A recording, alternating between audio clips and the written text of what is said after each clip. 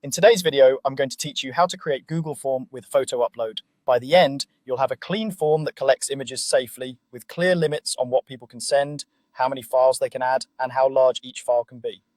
Start by opening Google Forms in your browser and choose the blank form option to begin fresh.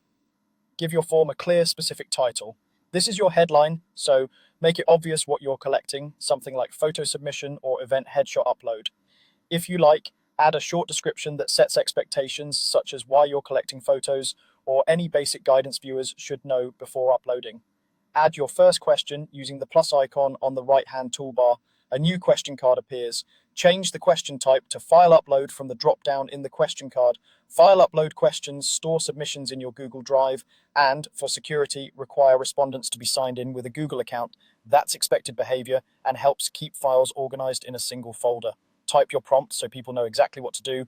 Upload your photo works well. Clear wording reduces confusion. If the use case is specific, mention it briefly, like head and shoulders only, neutral background, or landscape orientation. Clarity here improves the quality of what you receive. Next, refine the upload settings so you accept only what you need. Turn on allow only specific file types and choose images. This limits submissions to common photo formats like JPG, PNG, and GF, which helps prevent people from sending documents or other file types by mistake.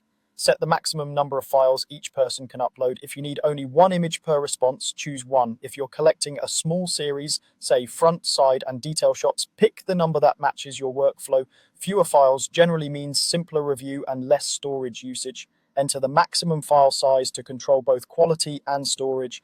Bigger files allow high-resolution images but can slow uploads on limited connections. Think about how you'll use the photos. Social media and web often work with smaller limits, while print or detailed review may call for larger ones. Choose a limit that balances clarity, speed, and available drive space. A quick note on access: because file uploads require sign-in, respondents will need a Google account.